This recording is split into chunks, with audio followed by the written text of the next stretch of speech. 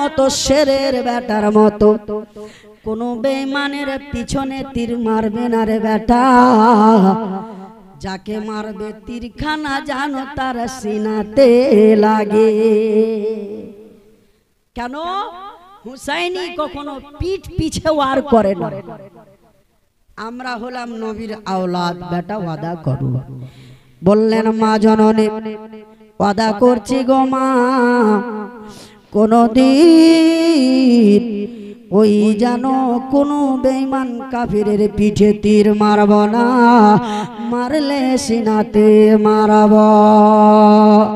এই বলে আমার ইমাম হোসেন রাদিয়াল্লাহু তাআলা আনহু আপনার জানো এক পা দুই পা করে বাবা চাচার কবর, আব্বার কবর, ভাইয়ের কবর, সমস্ত বংশের লোকের কবর জিয়ারত করে নামার পরে আমার ইমাম হোসেন রাদিয়াল্লাহু তাআলা আনহু এবার যারা বাড়িতে আসছেন বাবা, বাড়িতে আসার পরে ওই জানো আপনার ৭২ জন পুরুষকে, আপনার ২৮ জন আপনার মেয়েদেরকে সবাইকে ডাক দিয়ে বললেন, ও আমার লোকেরা রে, তোমরা যারা আমার সঙ্গে যাবে সবাই নিজ নিজ কাপড় ধরি গুছিয়ে নাও, সামানগুলো গুছিয়ে নাও।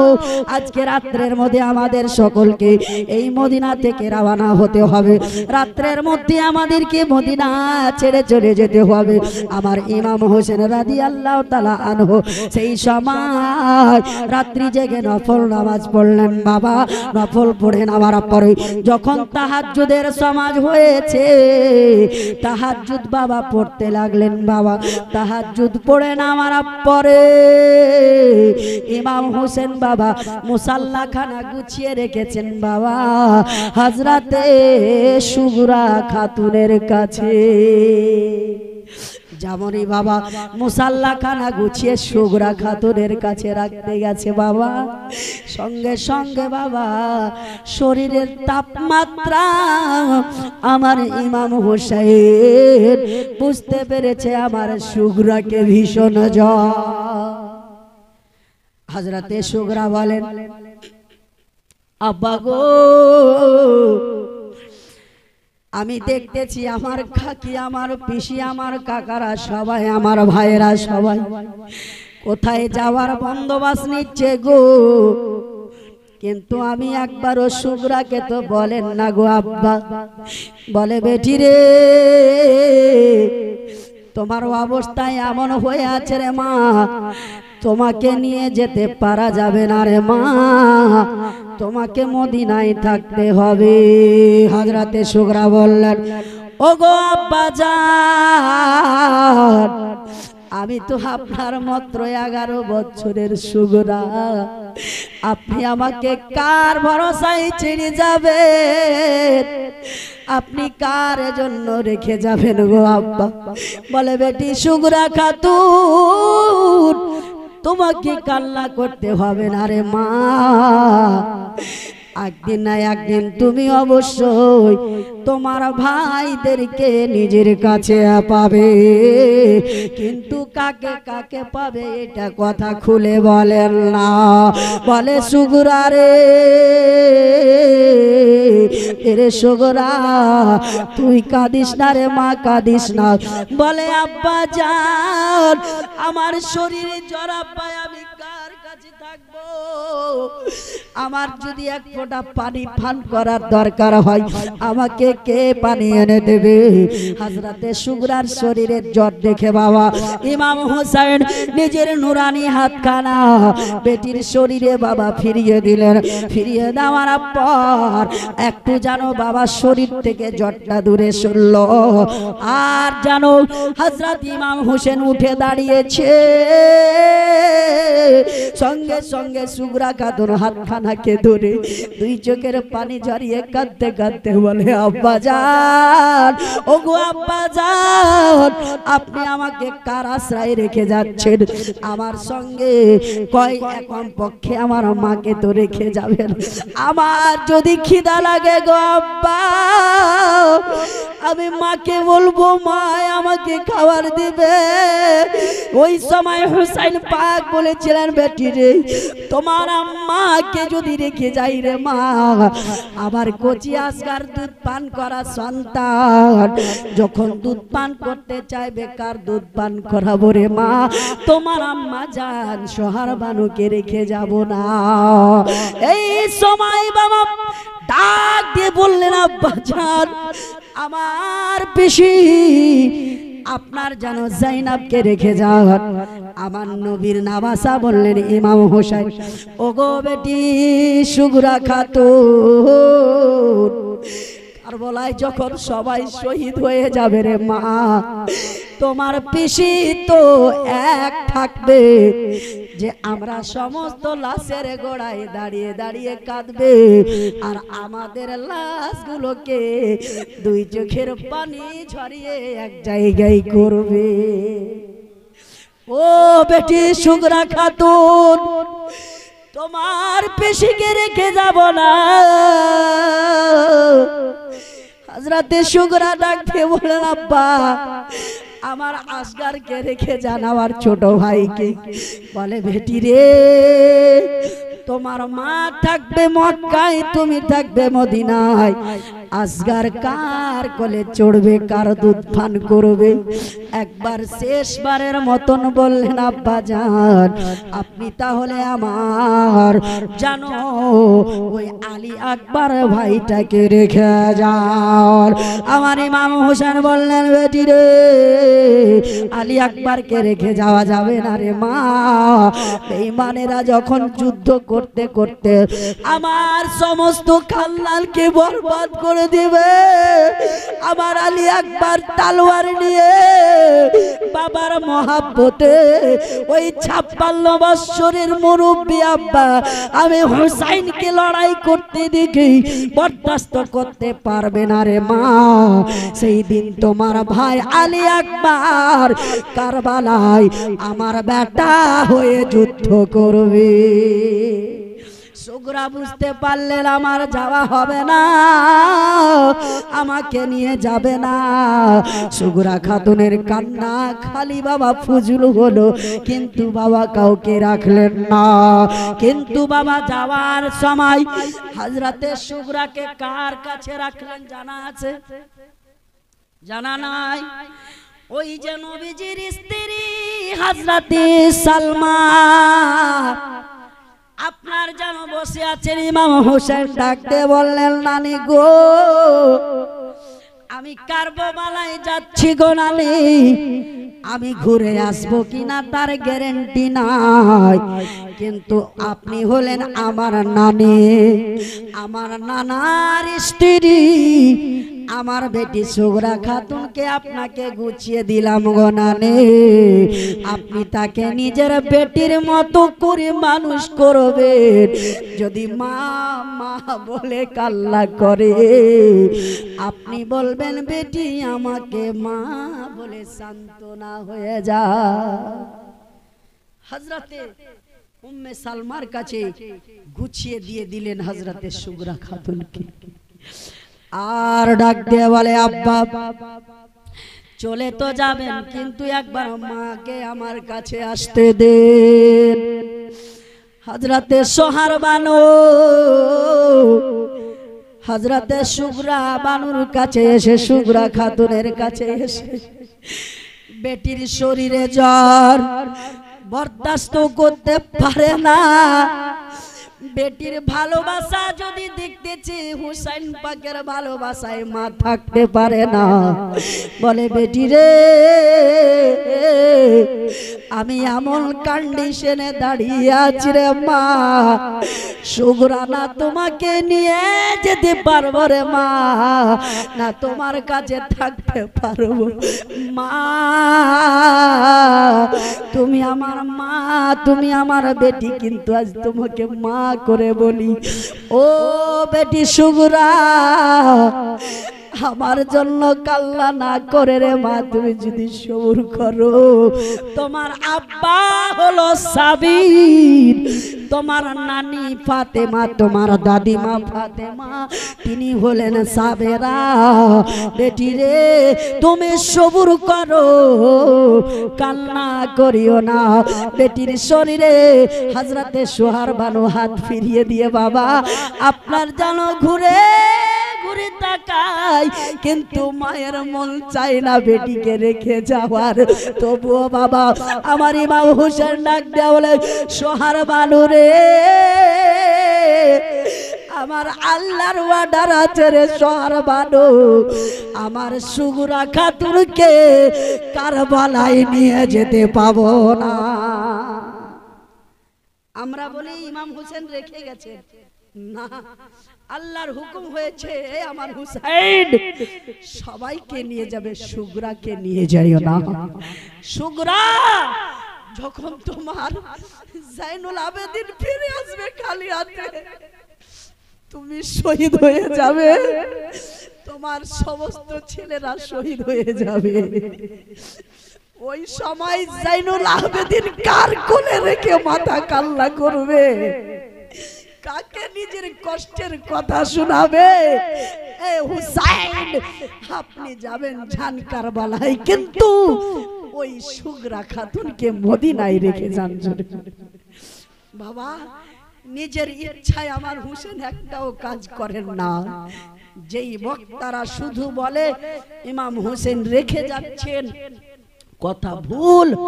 আল্লাহর হুকুমে আমার ইমাম হোসেন রেখে যাচ্ছে। সবাইকে নিয়ে যেতে পারছে, আর একটা সুগরাকে নিয়ে যেতে পারবে না? বেরাদার মুসলমান, হযরতে সুগরা খাতুন মা মা বলে তাকে থাকে, একবার আব্বাকে ডাক দেয়, কিন্তু বাবা কথা না শুনে আপনার জানো ওই কাফেলা মদিনা থেকে আপনার জানো মক্কার দিকে রওনা হয়ে গেলেন। বাবা ওই মক্কার দিকে যেতে যেতে যখন বাবা মক্কায় এসে আপনার জানো হাজির হলেন, কাবা বাইতুল্লাহ দুই চোখে দেখতে পেলেন।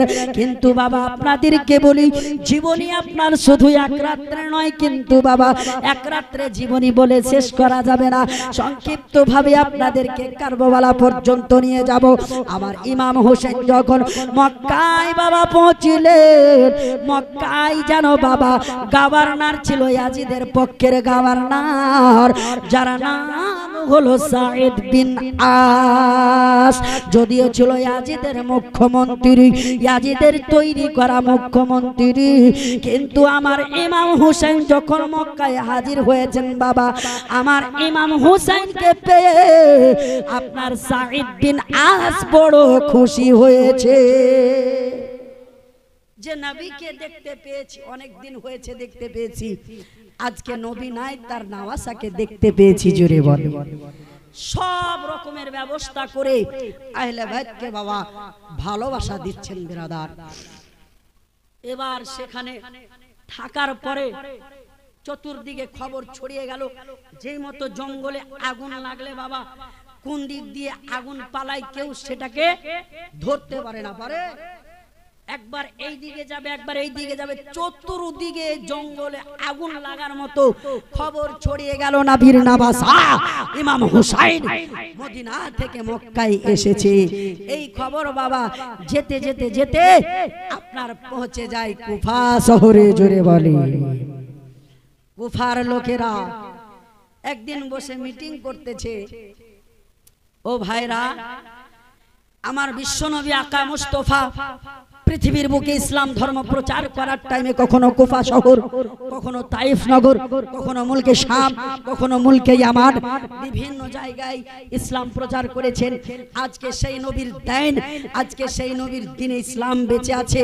নবীর আপনার আদর্শ আমাদের ভিতরে কুটে কুটে ভরা আছে। ওই ইমাম হুসাইনকে আমরা নিজের ইমাম মন থেকে মেনে রেখেছি, আর ইয়াজিদকে আমরা সবাই ঘৃণা করি। ইয়াজিদ নাবিদের ওই সমস্ত যেগুলো নিয়ম কানুন আছে আমরা তাতে একটুকু খুশি না। আমরা সবাই এক কাজ করো, Imam Hussain Islamic system Islamic culture কুফায় এসে শুরু করুক। আজকে আমরা তিনাকে ইমাম হিসাবে মেনেছি আর এখানে ডেকে বাস্তবে ইমাম বানিয়ে নিব। জোরে বলেন সুবহানাল্লাহ। এখন যে কথাগুলো বলছে কথাগুলো ঠিক না বেঠিক বলছে? ঠিক বলছে, এতে কোনো ভেজাল নেই। ভেজালটা ঢুকবে একটু পরেই। কুফার লোকেরা বাবা 1 2 3 4 5 করতে করতে বাবা 150 খানা চিঠি পাঠায় ইমাম হুসাইনের কাছে। ওগো ইমাম হুসাইন, ওগো নবীর নামাজা ফাতেমা তো জোহরার বেটা, আলী শেরে খুদার বেটা, আপনি আর মক্কায় না থেকে তাড়াতাড়ি কুফায় চলে আসেন। এই কুফার আবহাওয়া খুবই সুন্দর। এই কুফার মানুষেরা আপনাকে ইমাম হিসাবে মেনে নিয়েছে, আপনাকে মন্ত্রী হিসাবে মেনে নিয়েছে, আপনাকে গভর্নর হিসাবে মেনে নিয়েছে। ওগো ইমাম হুসাইন, আপনি দেরি না করে তাড়াতাড়ি আমাদের কুফা নগরে চলে আসেন বাবা। ইমাম হুসাইন চিঠিগুলো পায় আর যেন পড়ে নাই, আর পড়ে নেওয়ার পরে একটা একটা করে চিঠি বাবা আপনার বাক্সার ভিতরে রেখে দেয়। এবার যেন 150 খানা চিঠি আসলো। আমার ইমাম হুসাইন একদিন ফজরের নামাজের পরে আপনার নবীর কিছু সাহাবায়ে কেরামকে নিয়ে ডাক দিয়ে বলতেছেন, নবীর সাহাবায়ে কেরামরা গো, কুফার লোকেরা আমাকে চিঠি দিয়ে পাঠাচ্ছে, আমাকে কুফায় ডাকতেছে। ওখানে 40,000-এর চাইতে বেশি লোক আমার ভক্ত আছে, আমার নবীর দিওয়ানা আছে, আমার আশিক আছে। আমাকে তারা পীর বলে মেনে নিয়েছে, আমাকে তারা ইমাম বলে মেনে নিয়েছে। এই জন্য দেরি না করে আমি ওই কুফাতে যাব, তোমরা আমার যাওয়ার ব্যবস্থা করো। জোরে বলে। নবীর কিছু সাহাবী বলছেন, হুজুর আপনি হলেন আমাদের নেতা, আমাদের মাথা, আমরা ছোট, যেহেতু আপনাকে নবী খুব ভালোবেসেছেন আর এখন আপনাকে আমরা ইমাম মেনে নিয়েছি, কিন্তু ছোট মুখে বড় কথা বলতে গেলে হয়তো আপনার কষ্ট হবে। বলে কি 5 জনের মধ্যে সবাইকে বলার অধিকার আছে।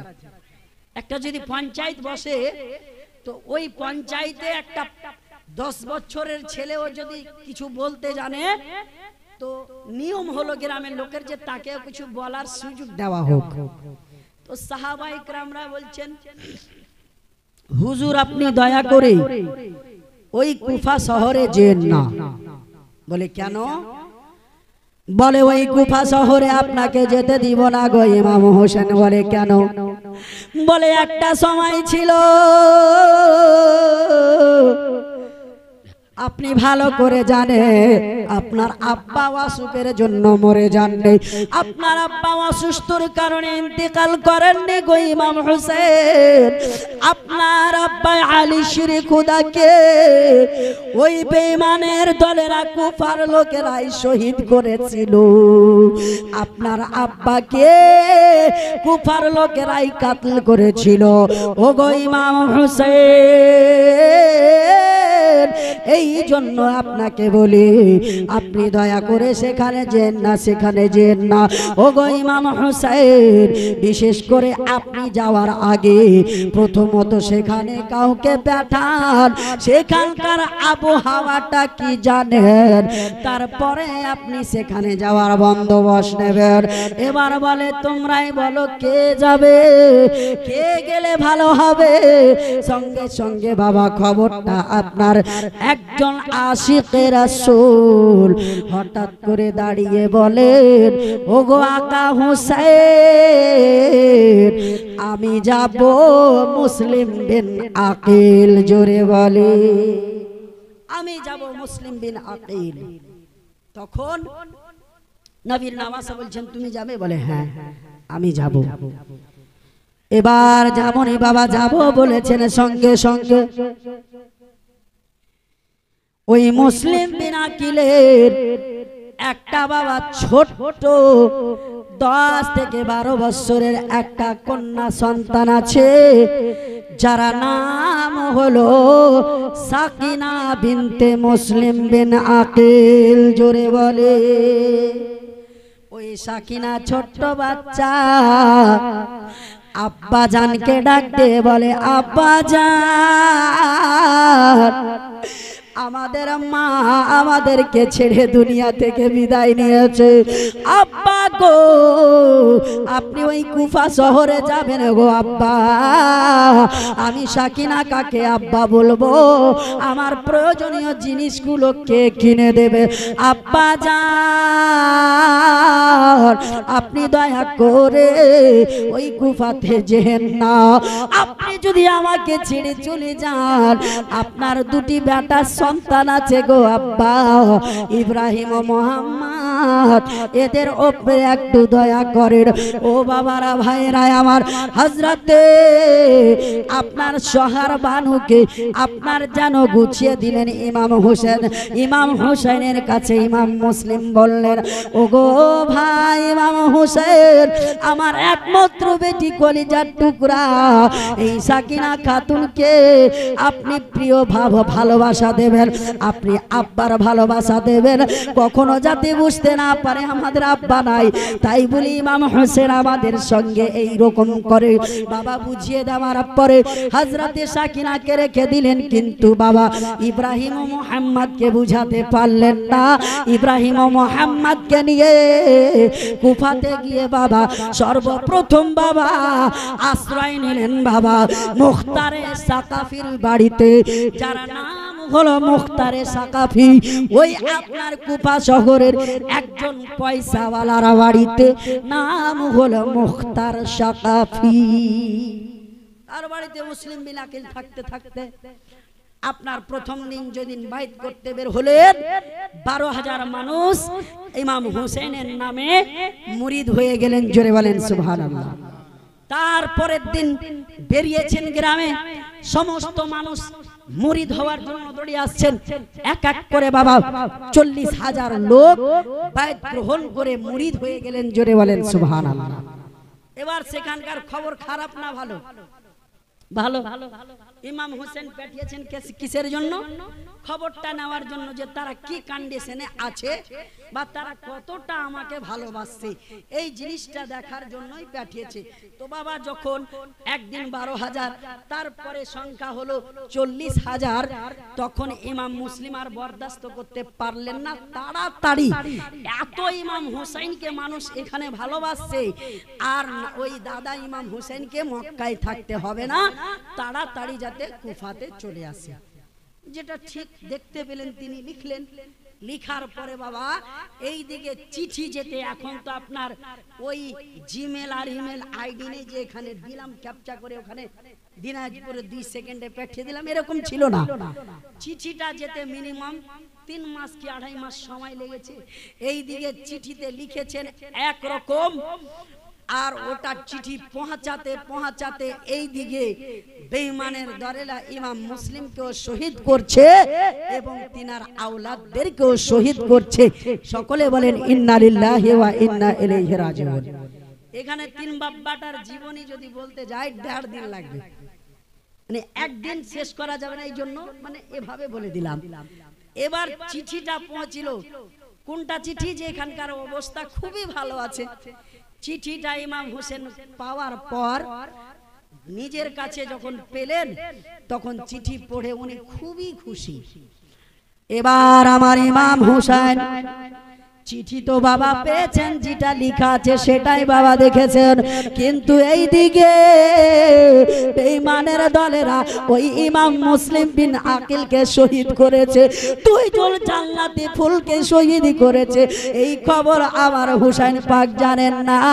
চিঠিতে লেখা আছে, ও ভাই হুসাইন, আল্লাহর রহমত আপনার উপর নাজিল, আমি মুসলিম বিন আকিল আপনাকে সালাম জানাই। এই কুফার মানুষ খুবই ভালো, আপনার দিবানা, আপনার চাহনেওয়ালা এক এক করে 40,000 মানুষ আপনার বায়াত গ্রহণ করে নিয়েছে, আপনার নামে মুরিদ হয়ে গেছে। আপনি তাড়াতাড়ি আছেন। চিঠিখানা পাওয়ার পরে ইমাম হোসেন বাবা আর থাকলেন না। ওই যেন দুলদুল ঘোড়ার উপর চড়ে আপনার জানো আছে কত বাবা, 71 জন বাবা, আর মুসলমান বেটা চ্যাংড়ায় আছে কত, 71 জন। 72 জনের মধ্যে একজন খাতাম, ইমাম মুসলিম বিন আকিল খাতাম আছে বাবা। কয়জন? 71 জন। আর মহিলারা 28 জন। এই দিকে বাবা চলতে চলতে একটা জায়গায় হাজির হয়েছেন বাবা। আর সঙ্গে সঙ্গে বেঈমানের দলেরা বুঝতে পেরেছে ইমাম হোসেন ওই কুফার দিকে আসতেছেন বাবা। ওই জন্য বাবা একজন আপনার জানো একটা জানো ইয়াজিদি বাহিনীর লোকেরা, ইয়াজিদির লোকেরা ইমাম হোসেনের পথে বাবা এসে একটি জায়গায় ইমাম হোসেন আশ্রয় নিয়েছেন বাবা। সেখানে এসে ডাকতে বলতেছেন, ওগো ইমাম হোসেন, আপনাকে কে মক্কা থেকে আসতে বলেছে? আপনাকে কে মদিনা থেকে আসতে বলেছে? বলে, ওরে ইয়াজিদের লোক, তুমি শুনো, তোমার নাম কি আমি জানি না, তোমার পরিচয় কি আমি জানি না, কিন্তু তুমি সত্যি যদি নবীর কালমা পড়নেওয়ালা হও, আমি যা বলবো তোমাকে শুনতে হবে। আমি হইলাম ফাতেমার বেটা, যেই ফাতেমা না খেয়ে থেকেছে, কোনোদিন মিথ্যা কথা বলি কাউরির বাড়ি থেকে কোনো চেয়ে আনেনি কিছু। আমার আব্বাও দুনিয়ার বুকে 3 দিন 4 দিন না খেয়ে থেকেছে, তবুও কখনো বেঈমানি করে কাউরির কাছ থেকে কোনো জিনিস নিয়ে আসেনি। আমি সেই হুসাইন পাক আলী শেরে খোদার বেটা, ফাতেমার কলিজার টুকরা। ও ভাই শুনো রে, আমি ইমাম হুসাইন এমনি আসিনি, আমি হুসাইনকে 1 খানা নয় 2 খানা নয় 150 খানা চিঠি দিয়ে কুফার মানুষ দাওয়াত দিয়েছে।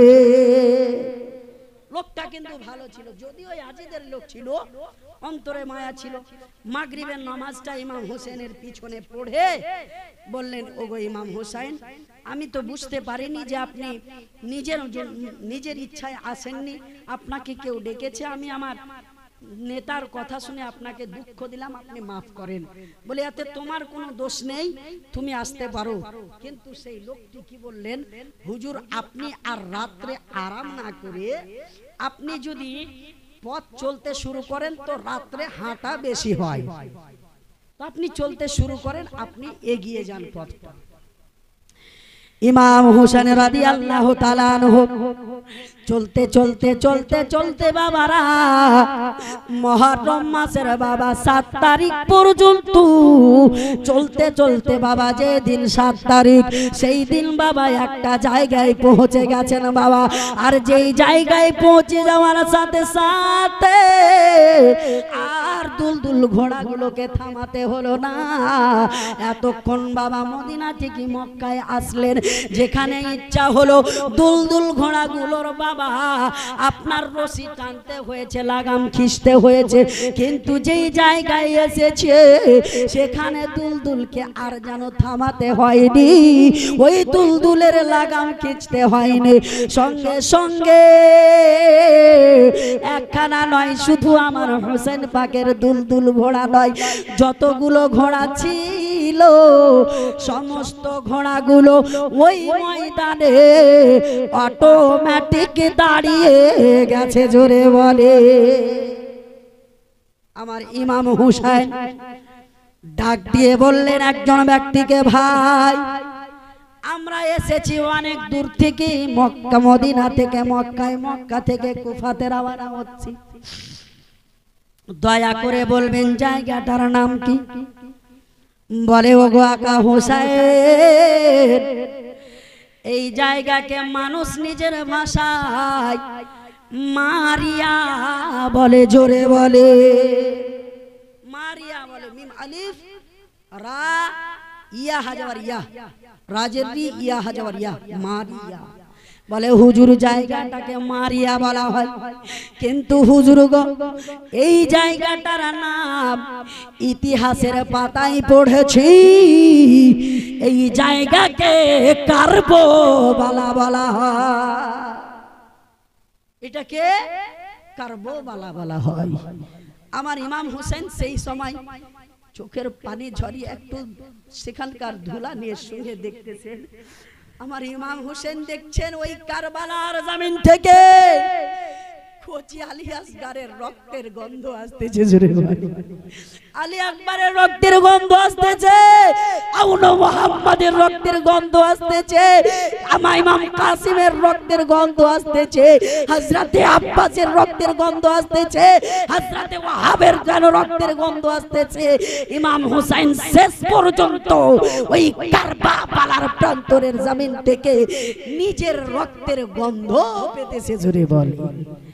সঙ্গে সঙ্গে আমার ইমাম হোসেন বললেন, ওরে আমার সাথী বন্ধুরা, আর আগে যেতে হবে না, আগে যেতে হবে না, এটাই আমাদের পরীক্ষার জায়গা, এখানে আমরা সবাই দাঁড়িয়ে যাও। এবার সবাই বাবা নিজ নিজ সামানগুলোকে নামিয়ে নিয়ে আমার ইমাম হোসেন রাদিয়াল্লাহু তাআলা আনহু সবাইকে বললেন, তোমরা একটা করে তাবু টেঙে দাও, একটা করে ডেরা বানিয়ে নাও, সবাইকে থাকতে হবে, রাত কাটাতে হবে। কিন্তু বাবা আমার ইমাম হোসেনের তাবু টাংতে দেরি বাবা, এই দিকে ইয়াজিদের কুত্তা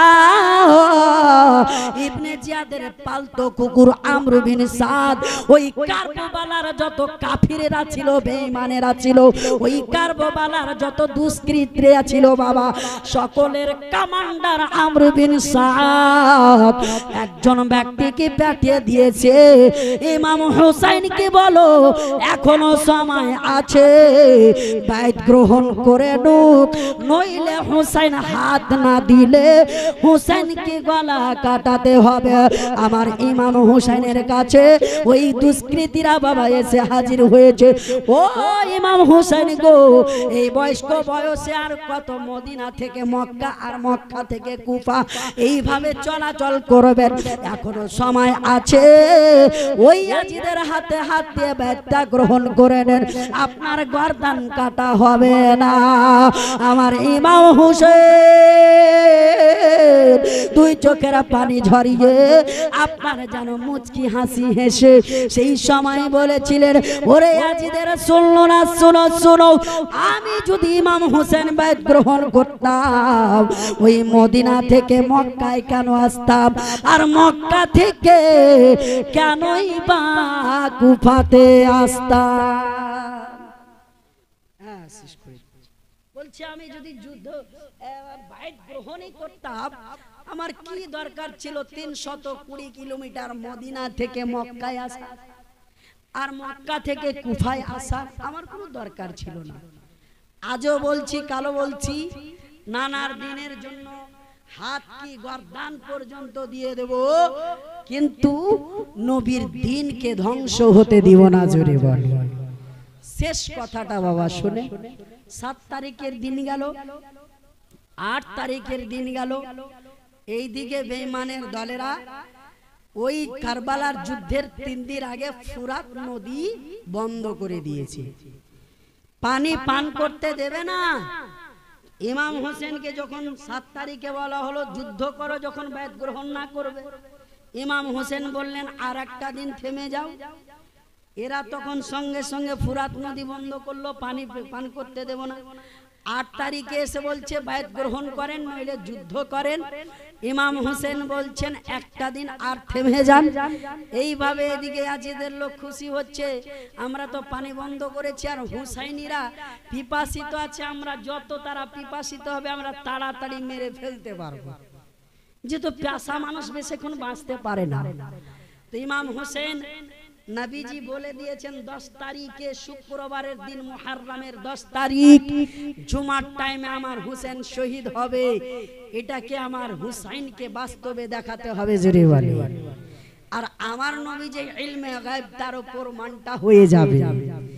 এই জন্য ইমাম হুসাইন নবীজিটা বলে গেছেন, সেই অনুযায়ী 8, 9 চলে যাচ্ছে, কিন্তু বাবা 9 তারিখের দিন পার হবে যখন বাবা ওই 10 তারিখের রাতটি আসবে, রাতটিকে বলা হয় শাবে আশুরা। ওই শাবে আশুরার রাত্রে আমরা আজকে বাবা পাটাখা ফুটাই, বাবা ভটকা ফুটাই, আর যেন কোরআন তেলাওয়াত করি না। ও বেরাদার মুসলমান, ওই রাত্রে নফল নামাজ পড়তে হবে, ওই রাত্রে আল্লাহর কোরআন তেলাওয়াত করতে হবে, ওই রাত্রে হুসাইন পাককে স্মরণ করতে হবে, ওই রাত্রে আলী শেরে খুদার কথা মনে করতে হবে, ওই রাত্রে ফাতিমা জোহরার কথা মনে করতে হবে, ওই রাত্রে বিশ্ব নবীর উপর দুরূদ পড়তে হবে, আর বেশি বেশি নফল নামাজ পড়তে হবে। আমার আল্লাহ নবী বলেছেন, যারা আশুরার 2টি রোজা করে নিবে, কাল কিয়ামতের ময়দানে মানুষ নাফসি নাফসি করবে, কেউ এক অপরের দিকে তাকিয়ে দেখবে না, এক ফোঁটা পানির জন্য ছুটাছুটি করবে। কিন্তু যারা শাবে আশুরার রোজা 2টি করে নেবে, মুহররম মাসে 2টি রোজা করে নিবে, ওই রোজাকারী ব্যক্তিদেরকে আমার আল্লাহ জান্নাতি ছোট ছোট পাখির কলিজা আল্লাহ জান্নাত থেকে খাইয়ে দিবে। জোরে বলে। ওই রোজা আমাদেরকে এই জন্য করতে হবে যে সবাই পিপাসিত হয়ে থাকবে, কিন্তু জান্নাতের কলিজা একমাত্র হাসরের মাঠে নবীগণ খাবে এবং নবীর স্ত্রীগণ খাবে। আর যারা আল্লাহর ওলি, ভালো ওলি, যারা ডেঞ্জার ওলি নয়, প্রকৃতিক ওলি, ওরা ওই ছোট ছোট পাখির কলিজা খেতে পাবে। তো হযরতে মা আয়েশা বলেছিলেন, ইয়া রাসূলুল্লাহ, আপনার উম্মতের মধ্যে কি সেই দিন কেউ ছোট পাখির কলিজা খেতে পাবে না? আল্লাহর নবী বলেছিলেন, আয়েশা রে, কোন ব্যক্তি যদি মুহররমুল হারাম মাসে নফল ইবাদত করে 2টি যদি নফল রোজা করে নেয়, আমার ওই উম্মতেরাও নবীদের মতো ছোট ছোট পাখিদের কলিজা হাসরের মাঠে খেতে পাবে। জোরে বলে। আমার ইমাম হোসেন সেই দিন রাত জেগে ইবাদত করছেন, তাহাজ্জুদের টাইম কাছে আসলো, তাহাজ্জুদ পড়লেন। তাহাজ্জুদ পড়ার পরে নিজের বেটা, বড় বেটা হযরতে আলী আকবরকে ডাক দিয়ে বলছেন, কি আলী আকবর বেটারে, ওই কারবালার প্রান্তরে একটু কারবালার দৃশ্যটা দেখে এসো রে বেটা। আজকে হলো শাবে আশুরার 10 তারিখ, দেখো বাইরের দৃশ্যটা কি আছে। হযরতে আলী আকবর রাদিয়াল্লাহু তাআলা আনহু 1 পা 2 পা করে ওই ডেরা থেকে বাড়িয়ে বাবা ডান দিকে তাকালেন, বাম দিকে তাকালেন। ডান দিকে তাকিয়েছেন ফাঁকা, বাম দিকে তাকিয়েছেন ফাঁকা, সামনের দিকে দেখতেছেন ফুরাত নদীতে বেঈমানেরা পাহারা লাগিয়ে রেখেছে। আর ইমাম হোসেন, যার আপনার বেটা আলী আকবরকে পাঠিয়েছেন দৃশ্য দেখতে, হঠাৎ করে ডানে দেখলেন কারবালা ফাঁকা, বামে দেখলেন কারবালা ফাঁকা, সামনের দিকে ফুরাত নদীতে পাহারা। কিন্তু একটা দৃশ্য দেখলাম কি, হযরতে আলী আকবর বলেন, ওই রাত্রে একটা সুন্দর মহিলা পর্দা পড়ে আছে, মুখটিকে ঢেকে রেখেছে, আর কারবালার প্রান্তরে এসে নিজের হাতে ঝাড়ু মারতেছে। হযরতে আলী আকবর ঘরের ভিতরে গেলেন, ডেরার ভিতরে গেলেন। আব্বাজান ডাক দিয়ে বললেন, বেটা রে, ও বেটা আলী আকবর, কি দৃশ্য দেখলে? বলে, আব্বাজান, ডানে তাকালাম কিছু নাই, বামে তাকালাম কিছু নাই, সামনে তাকালাম বেঈমানেরা ফুরাত নদীতে পাহারা লাগিয়ে আছে। ও আব্বাজান, তার সাথে সাথে একটা জিনিস দেখলাম গো আব্বা। বলে, কি রে বেটা কি? বলে, আব্বাজান, দেখতেছি কারবালার প্রান্তরে, কারবালার মধ্য স্থানে একটা জায়গায় একটা মহিলা কালো বুরখা পরে, মুখটাকে পর্দা দিয়ে ঢেকে, নিজের হাতে ওই কারবালার ওই জায়গা থেকে নিজের হাতে ঝাড়ু দিচ্ছে, আর ছোট ছোট কাকরগুলো হটিয়ে ফেলছে। হযরতে আলী আকবরকে ইমাম হোসেন বলেছিলেন, ও বেটা আলী আকবর, তুমি কি তারে চিনতে পারোনি রে বেটা? ওই সময় আলী আকবর বললেন, আব্বা জান, আল্লাহর কসম বলি গো আব্বা, সেটাকে তার পরিচয় কি? আমি তারে দেখতে পাইনি। ইমাম হোসেন টপ টপ করে চোখের পানি ঝরিয়ে কাঁদতে লাগলেন। ও গো বেটা আলী আকবর গো, তুমি চিনতে পারোনি রে বেটা, চিনতে পারোনি? বলে না আব্বা, আমি চিনতে পারিনি। বলে বেটা রে, যে কারবালার প্রান্তরে ঝাড়ু দিচ্ছিল রে বেটা, সে কোনো অপর মহিলা নয়, সে হলো আলী শেরে খোদার স্ত্রী, তোমার দাদি জান, আমার আম্মা ফাতেমা জোহরা। ছাব্বা, এত রাত্রে আমার দাদি জান্নাত থেকে এসে ঝাড়ু কেন দিচ্ছে? বলে বেটা রে, আমি যখন শহীদ হব তোমরা তো দুই চোখে দেখতে পাবে না, কেননা আমার পূর্বে তোমাদেরকে শহীদ করা হবে। এ বেটা, আমার মা যেই জায়গাটা হাতে পরিষ্কার করতেছে, ওই জায়গাটাতেই আমার লাশটা পড়ে থাকবে। জোরে বলেন, সেখানে আমাকে শহীদ করবে। এ বেরাদার মুসলমান, কারবালার ঘটনা অনেক অনেক বলতে গেলে শেষ করা যাবে না, তবুও যতদূর পারলাম আপনাদের সম্মুখে বললাম। আল্লাহ রাব্বুল আলামিন আপনাদেরকে